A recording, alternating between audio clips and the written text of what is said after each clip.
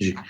President ਜੋ Biden ਹੁਣੀ Mexico ਦੇ ਪ੍ਰੈਜ਼ੀਡੈਂਟ ਆਲਮੋ ਨੂੰ ਮਿਲਣ ਜਾ ਰਹੇ ਆ। ਉਹ ਬਾਰਡਰ ਦੇ ਉੱਤੇ ਵੀ ਗਏ ਆ, ਜਿੱਥੇ ਬਾਰਡਰ ਤੇ ਉਹਨਾਂ ਨੇ ਪ੍ਰੈਸ ਕਾਨਫਰੰਸ ਕਿਹਾ ਵੀ ਜਿਹੜੇ ਲੋਕ ਅਮਰੀਕਾ 'ਚ ਇਲੀਗਲੀ ਆਉਣਾ ਚਾਹੁੰਦੇ ਆ, ਉਹ ਨਾ ਆਉਣ, ਲੀਗਲ ਤਰੀਕੇ ਦੇ ਆਉਣ ਤੇ ਉੱਥੋਂ ਵਾਪਸ ਚਲੇ ਜਾਣ। ਤੇ ਜੇ ਮੈਕਸੀਕੋ ਦੀ ਗੱਲ ਕਰਦੇ ਜਾਈਏ, ਜਿਹੜਾ ਵੱਡਾ ਇਸ਼ੂ ਇਸ ਟਾਈਮ ਪ੍ਰੈਜ਼ੀਡੈਂਟ ਜੋ ਬਾਈਡਨ ਹੁਣੀ ਜੋ ਮੈਕਸੀਕੋ ਦੇ ਪ੍ਰੈਜ਼ੀਡੈਂਟ ਨਾਲ ਡਿਸਕਸ ਕਰਨਗੇ, ਉਹ ਜੋ ਫੈਂਟਲਿਨ ਆ, ਡਰੱਗ ਆ, ਉਹ ਅਮਰੀਕਾ 'ਚ ਆ ਰਹੀ ਆ, ਉਸ ਦੇ ਸੰਬੰਧ ਦੇ ਵਿੱਚ ਹੈਗੀ ਆ। ਕਹਿੰਦੇ ਵੀ ਪਿਛਲੇ ਦਿਨਾਂ ਦੇ ਵਿੱਚ ਐਲ ਚਾਪੋ ਦੇ ਜਿਹੜਾ ਸਨ ਆ, ਉਸ ਨੂੰ ਵੀ ਉੱਥੇ ਦੀ ਸਿਕਿਉਰਿਟੀ ਫੋਰਸਿਸ ਵੱਲੋਂ ਅਰੈਸਟ ਕੀਤਾ ਗਿਆ। ਇਹ ਇੱਕ ਤਰ੍ਹਾਂ ਨਾਲ ਮੈਕਸੀਕੋ ਦੀ ਸਰਕਾਰ ਨੇ ਸ਼ੋਅ ਇਹ ਕੀਤਾ ਹੈ ਵੀ ਅਸੀਂ ਜੇ ਡਰੱਗ ਕਾਰਟਲਸ ਨੂੰ ਕੰਟਰੋਲ ਕਰਨਾ ਚਾਹੁੰਦੇ ਆ ਤੇ ਕੰਟਰੋਲ ਕਰ ਸਕਦੇ ਹੈਗੇ ਆ।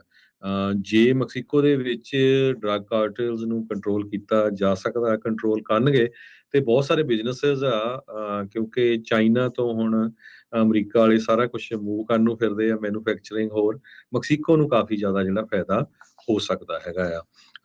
ਪਰ USA ਦੇ ਵਿੱਚ ਫੈਂਟਲਿਨ ਐਡੀ ਖਤਰਨਾਕ ਡਰੱਗ ਹੈਗੀ ਆ, ਜਿਹਦੇ ਨਾਲ ਕੱਲੇ ਪਿਛਲੇ ਸਾਲ 'ਚ 1 ਸਾਲ 'ਚ 70,000 ਲੋਕ ਮਾਰੇ ਜਾ ਚੁੱਕੇ ਹੈਗੇ ਆ।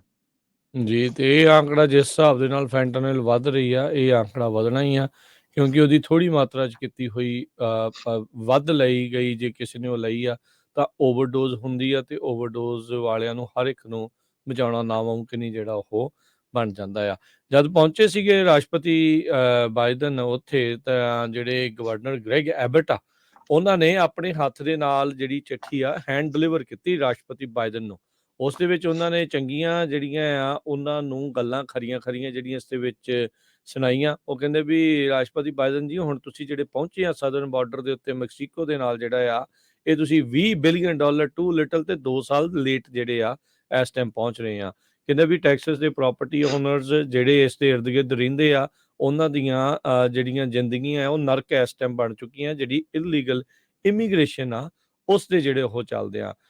ਕਹਿੰਦੇ ਵੀ ਜਦੋਂ ਸਾਬਕਾ ਰਾਸ਼ਟਰਪਤੀ ਟਰੰਪ ਸੀਗੇ, ਫੈਡਰਲ ਗਵਰਨਮੈਂਟ ਨੇ ਹਿਸਟੋਰੀਕਲੀ ਲੋ ਲੈਵਲਸ ਇਲੀਗਲ ਇਮੀਗ੍ਰੇਸ਼ਨ ਦੇ ਹੋਏ ਸੀਗੇ, ਪਰ ਤੁਹਾਡੀ ਜਿਹੜੀ ਵਾਚ ਦੇ ਅਧੀਨ ਅਮਰੀਕਾ ਜਿਹੜਾ ਆ ਉਹ ਸਫਰ ਕਰ ਰਿਹਾ ਆ ਵਰਸਟ ਇਲੀਗਲ ਇਮੀਗ੍ਰੇਸ਼ਨ ਜਿਹੜੀ ਆ ਅਮਰੀਕਾ ਦੇ ਇਤਿਹਾਸ ਦੇ ਵਿੱਚ। ਓਪਨ ਬਾਰਡਰ ਪਾਲਿਸੀਜ਼ ਨੇ ਕਾਰਟਲਸ ਦੇ ਜਿਹੜੇ ਹੌਸਲੇ ਆ ਉਹਨਾਂ ਨੂੰ ਜਿਹੜਾ ਉਹ ਵਧਾਇਆ ਆ, ਤੇ ਲਗਾਤਾਰ ਉਹ ਅਮੀਰ ਹੁੰਦੇ ਜਾ ਰਹੇ ਆ। ਜਿਹੜੇ ਫੈਂਟਨਲ ਤੇ ਇੱਥੋਂ ਤੱਕ ਕਿ ਹਿਊਮਨ ਦੀ ਟ੍ਰੈਫਿਕਿੰਗ ਆ ਉਸ ਨੂੰ ਜਿਹੜਾ ਉਹ ਕਰਦੇ ਹੋਏ ਵੀ। ਸੋ ਕਹਿੰਦੇ ਆ ਵੀ ਹੁਣ ਤੁਸੀਂ ਫੋਟੋ ਸ਼ੂਟ ਤਾਂ ਜਿਹੜਾ ਇੱਥੇ ਕਰਾਉਣਾ ਆ ਉਹ ਕਰਾ ਕੇ ਜਿਹੜਾ ਉਹ ਤੁਸੀਂ ਚਲੇ ਜਿਓ, ਪਰ ਇਸ ਦੇ ਉੱਤੇ ਚਰਚਾ ਜਿਹੜਾ ਉਹ ਤੁਸੀਂ ਕਰੋ।